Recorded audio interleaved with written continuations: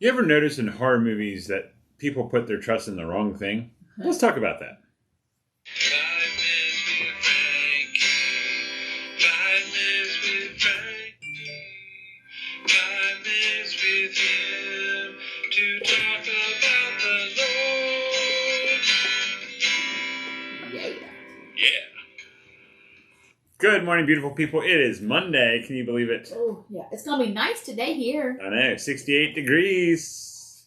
Time to get shorts out, bathing suits, and Speedos. Oh, Lord, no. Anyway, you ever notice in horror flicks, like, they put their trust in a door, or, like, they actually run to the basement when they should have ran out of the house, or they put their trust in the wimpiest person and they get killed right in front of them?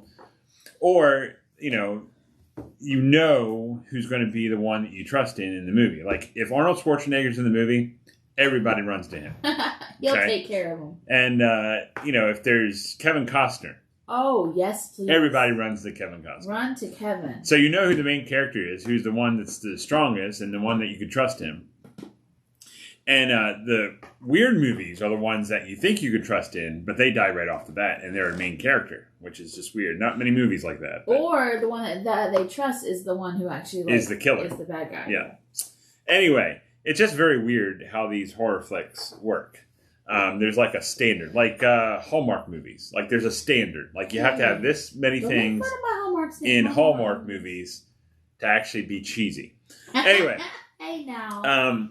Now, good morning, Roberta. So you look at the Bible, and it says about all this trust, and you can look through a lot of stories, and they put their trust in maybe David, they put their trust in Moses, they put their trust in Abraham, they put their trust in, their temple, they put their trust in their money, they put their trust in their taxes, they put their trust in the Roman government, or not the Roman government, and put their trust in each other, and it usually failed. Like they ran to these things that were physically there that they failed. And Paul over and over again in the New Testament said, look, don't follow my example, follow Jesus. If you're going to follow my example, you're going to follow Jesus because I'm trying to follow Jesus. So put your trust in Jesus more. Well, this started all the way back in the Old Testament when David and a few other people wrote the book of Psalms. They had these songs that put your trust in God, put your trust in God, put your trust in God. And every time they didn't put their trust in God, they failed.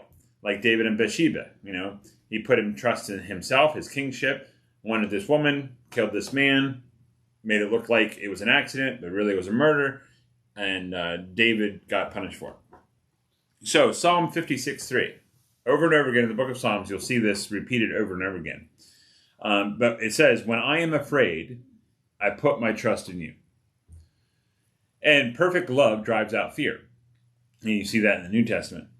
So there's a huge theme in the Old Testament and New Testament. One, they talk about salvation, hell and heaven. Okay? And the second thing they always talk about is do not be afraid. If you just read through the Bible completely, those are the three themes. That there is salvation, that there is punishment, and don't be afraid.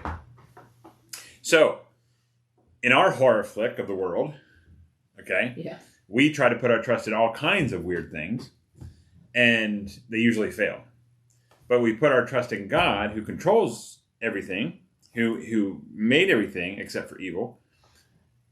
If we put our trust in him, that he never moves, he never sleeps, he never slumbers, he's consistent, he's faithful, he's wonderful, he has salvation in his arms, he keeps us in his love.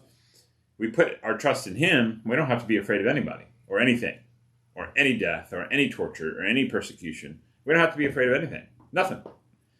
It's when we stop putting our trust in there and in him that we start to worry, because we try to put it on our own hands, we try to do it our own self, and we kind of start worrying, we kind of get the stress, and we kind of get overloaded. So, my challenge for you today is, how can you trust in God more and stop being afraid? Stop being in a horror flick and start living and not have to be afraid of anything. So that's my challenge. How do you do that? That's between you and God. Pray for the answer. I love you. Jesus loves you too. Have a great Monday. Bye-bye now. Wow. How do you do that? Well, I'm not going to say.